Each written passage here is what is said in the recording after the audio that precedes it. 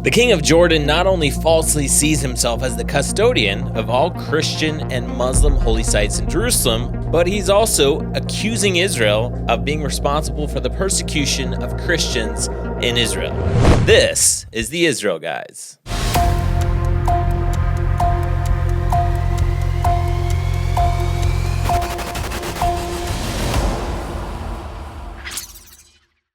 Welcome to the Israel Guys, where we believe that in a world of fake news, you should connect to the true and authentic stories of Israel. Guys, if you have not yet subscribed, go ahead and do that. Click the notification bell. Leave us a comment. We love to hear from you. Stay engaged. Now is the time to get engaged in what's happening in Israel, and you're about to find out why. There's so much going on here and in the nations surrounding Israel. We're going to talk about Jordan. What in the world? The state of, or the country of Jordan is now feeling like people are not paying attention to them enough, and they are now trying to see if they can muscle a situation here in Israel. I would say the most important situation in Israel, the most volatile, let's just say that, the most radical. It draws all the attention, all the Arabs from Hamas, all the gangs, all these guys. What are they focused on? They're focused on the Temple Mount. The Temple Mount historically is the place that the real blowdown. This is what it's really all about. Yep. It's Israel, but you want to center it in.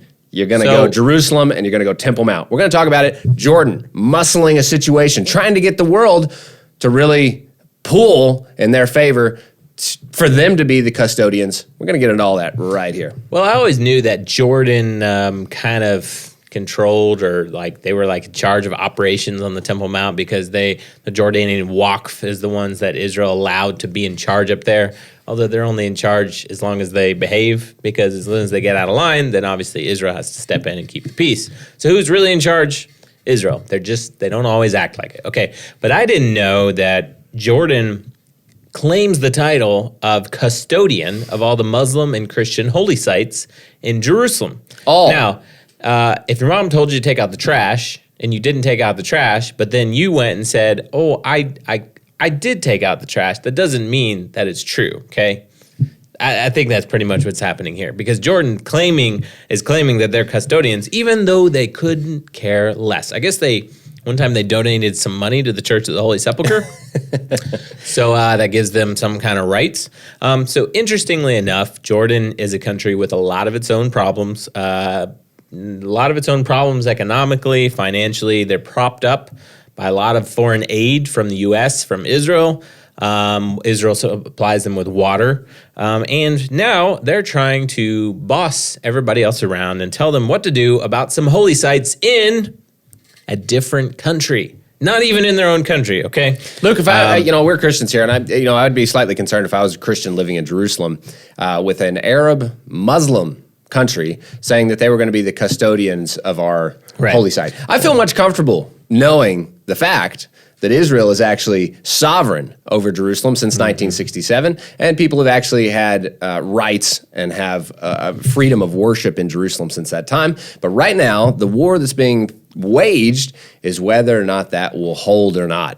Will Israel maintain its sovereignty that it bought with precious lives of soldiers in 1967? They bought that at a high price, and now it's being contested. 1967 till today, that's been the place, it's been the fact, it's been a fact on the ground, that's Israel's sovereignty, and today they're challenging that, and they're not only is Jordan challenging that, they're trying to bring in the rest of the world to say Israel should drop its sovereignty over these sites and allow them to have full authority over these areas. Like I said, if you're a Christian, I would be slightly concerned. Jordan has about a 6% Christian population in its own country, and if you're a Christian in Jordan, you don't really have any rights. You're saying that maybe they should be thinking about their own Christian population, not the Christian population of another country? No, well, that would be number one. But if you're a Christian in if Jordan, they actually care about the Christians. Yeah, if you care about Christians, and Jordan, I'll give them this is fact. Jordan does treat its Christians better than many other Arab nations, but that Jordan doesn't mean that they treat them well. No, Jordan is an Islamic country that does not treat their Christian citizens well at all. Matter of fact, you can't get a job hardly in Jordan if you're Christian. A lot of, just minimal things like that. Small things. You're persecuted. Okay, let's start with a tweet from His Royal Majesty, the King of Jordan, King Abdullah II.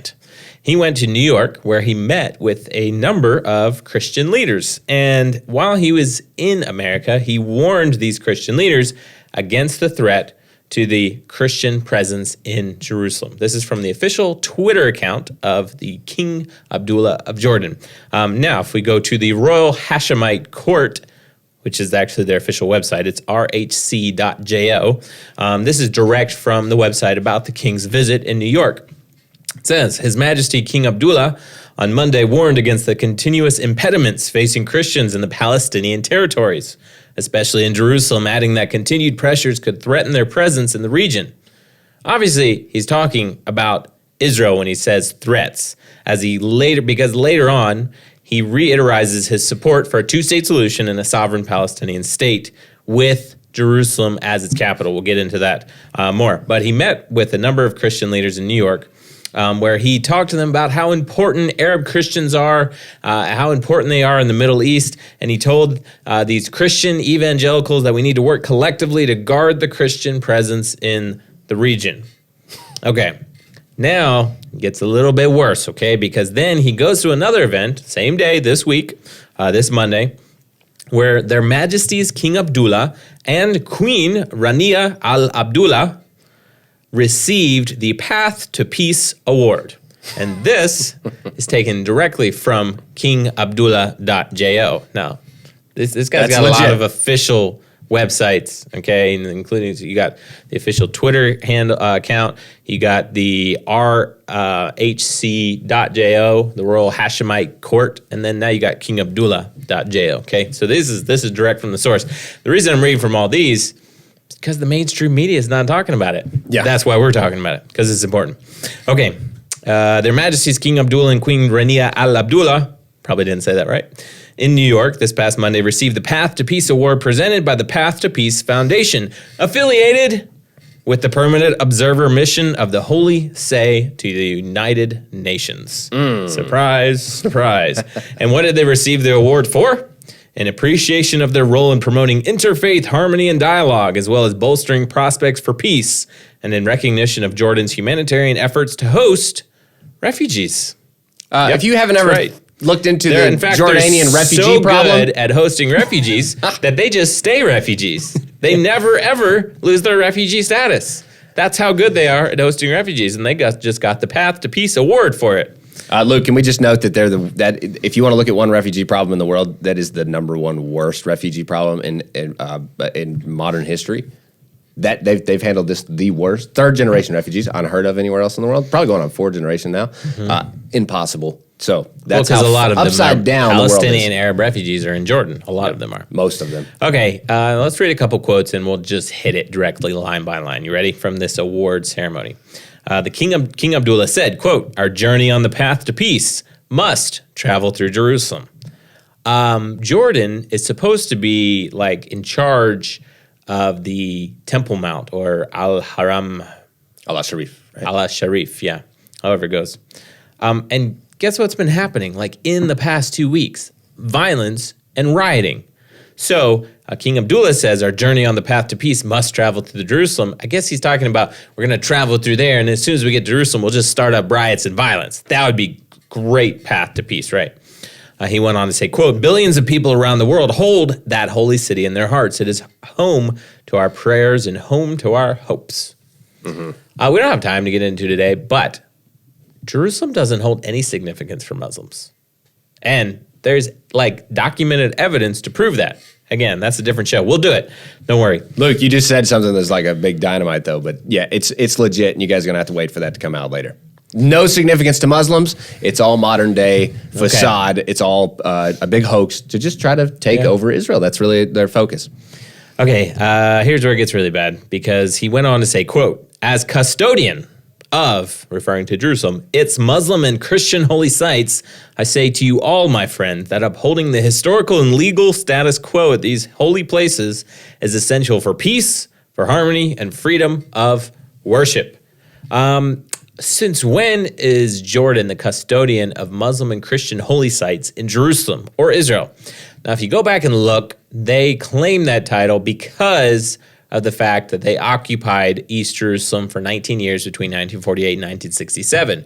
Israel recaptured the city, recaptured the whole country, and when the dust settled, Israel handed the keys to the Temple Mount back to Jordan, which turned into the Jordanian Waqf, basically controlling or managing that site. But Jordan just decided we'll be custodian for all of the holy sites in Jerusalem, and we have some kind of legal status quo, which is kind of non-existent because there's not some legal status quo. The king added that Jerusalem is home to many Arab Christians who are part of the oldest Christian community in the world, and it's vital for all to protect their presence in the holy city. Quote, Jerusalem should be an anchor for peace and coexistence, not for fear and violence. And he said this, warning that undermining the legal and historic status quo will only escalate tensions and anger.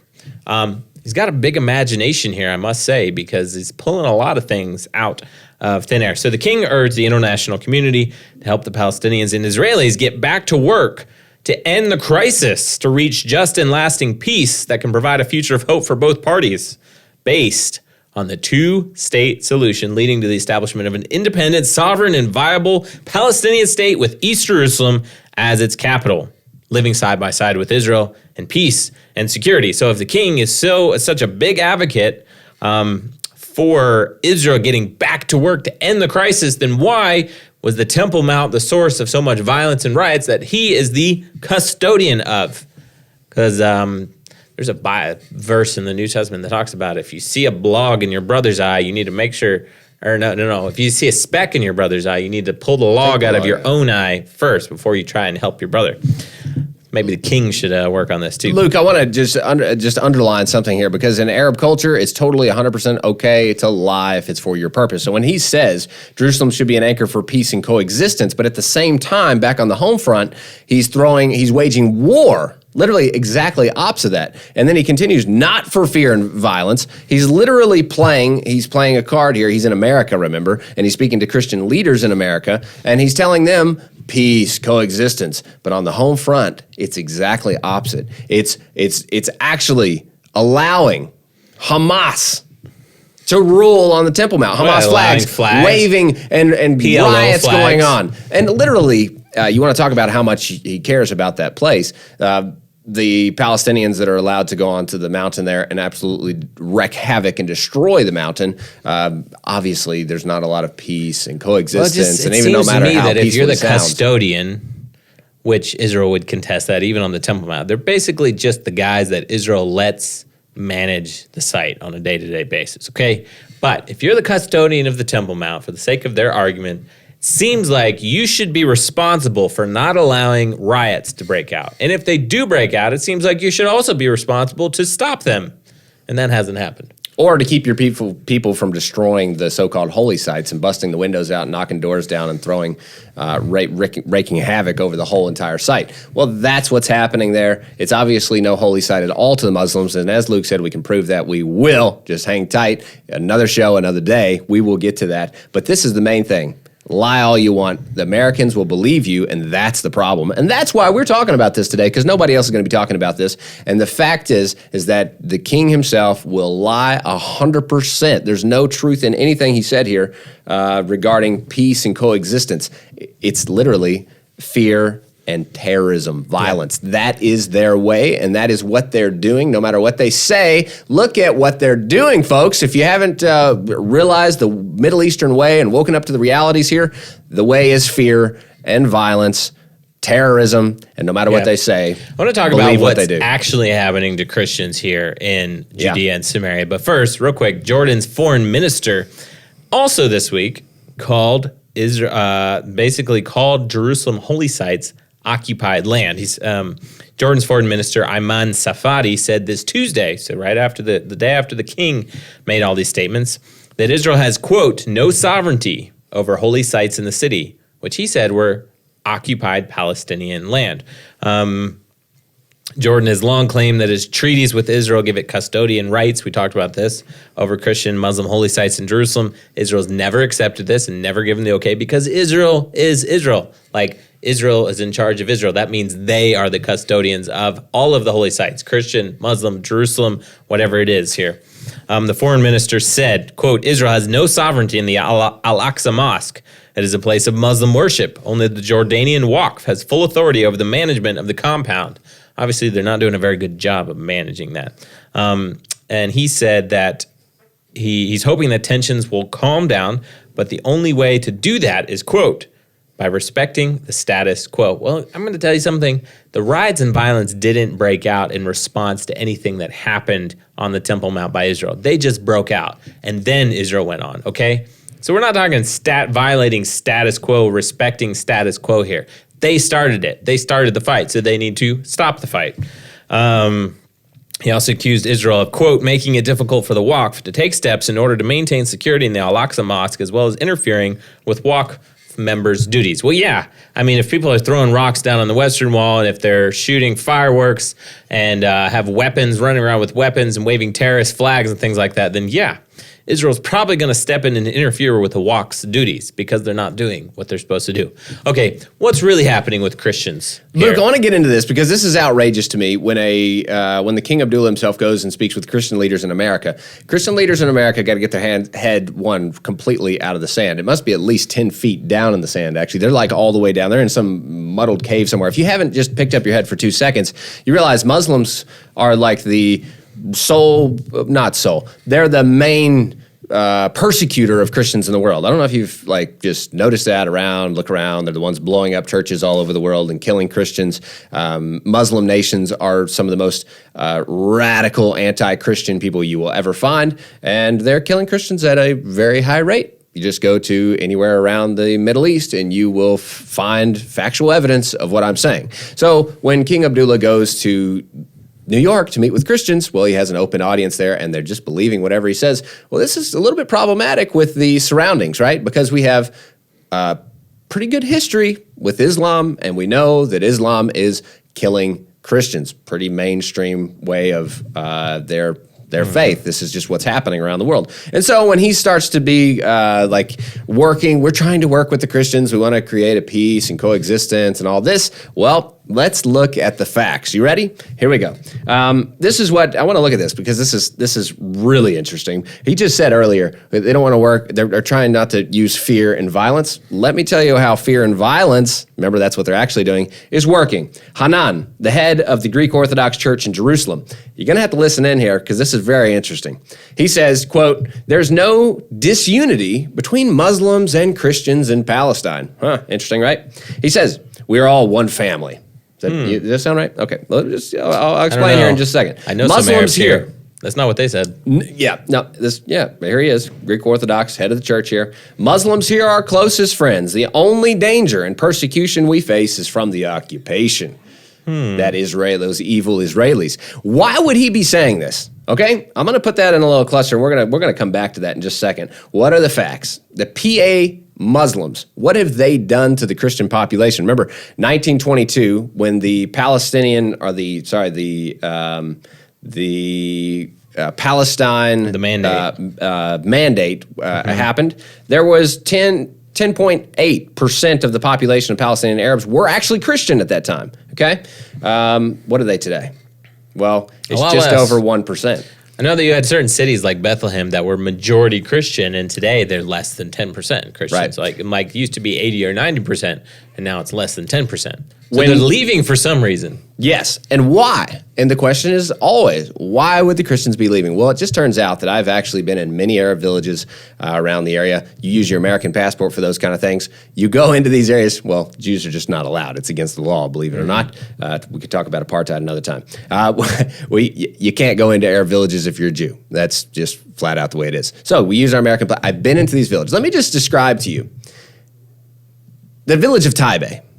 It was 100%, is 100% Christian village. It's the only Christian village left that's just fully Christian. And that village has a residence of 15,000 Christians that have residency there. How many Christians are still living there? Well, 90% of them have fled. They've left completely. Why? Because of Muslim aggression. I'm talking about radical Islamists that come and burn their houses down and attack them in the streets, kill them, and I guess you would leave too, wouldn't you? That's the situation on the ground. And you know what? Well, Israel's not even allowed to go into that area. That's an area that's zoned off. It's PA-controlled area. PA, yeah.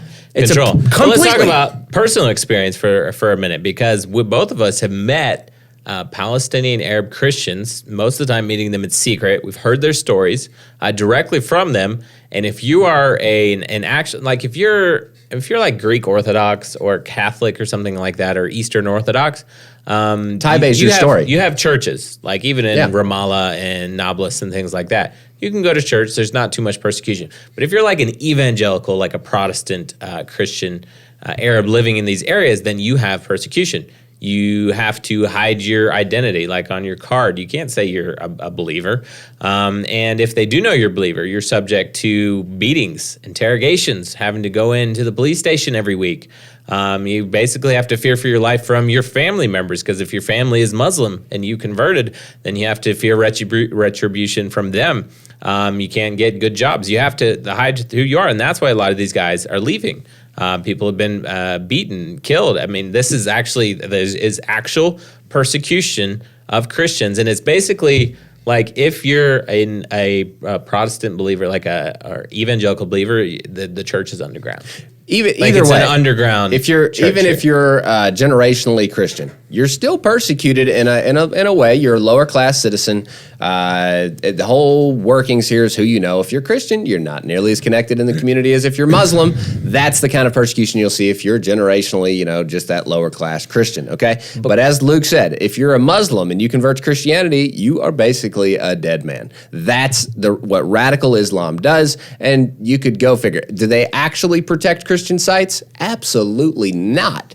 Look at just recent history. They're attacking Jewish sites on a constant basis. What would keep them from destroying Christian sites? Joseph's tomb, just right here beside us, was damaged twice just two or 3 weeks ago, just right on top of each other. There's no consistency with the messaging that we're getting from the Arab world, saying that they're trying to live in peace and coexistence with their Christian neighbors, with their Jewish neighbors.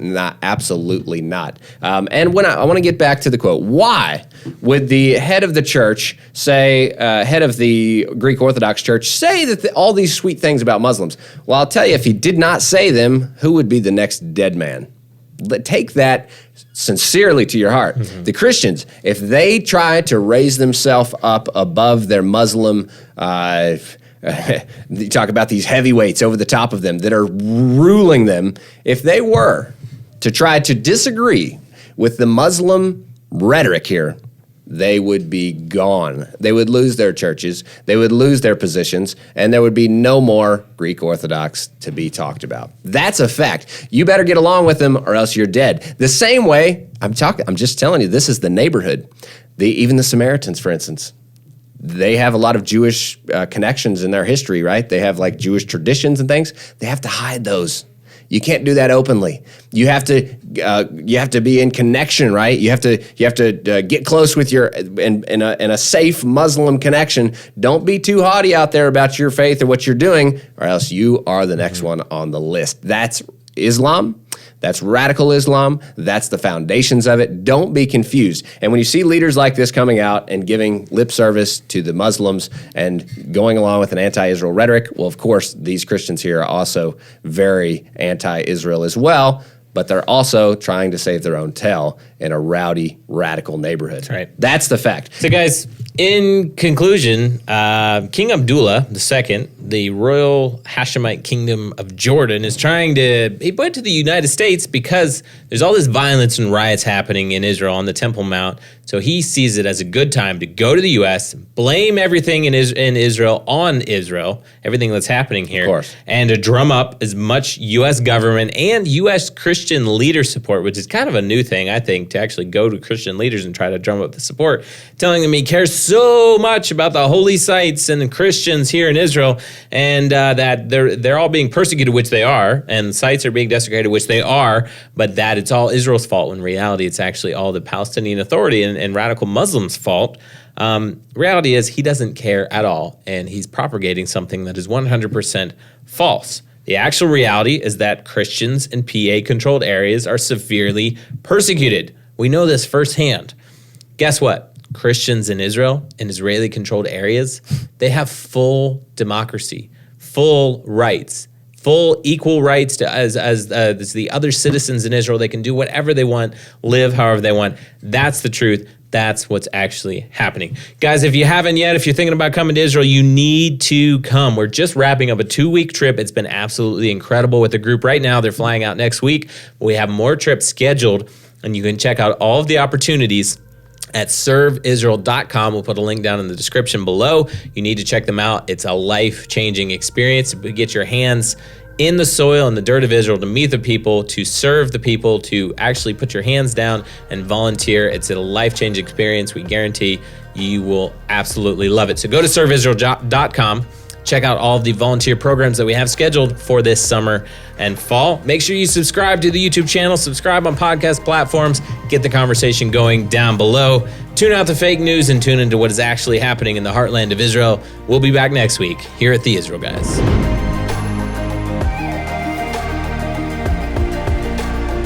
Hi guys, thanks so much for watching. 2 quick things before you go. 1, smash that subscribe button. Make sure you hit the notifications bell so you don't miss out on any more of our content.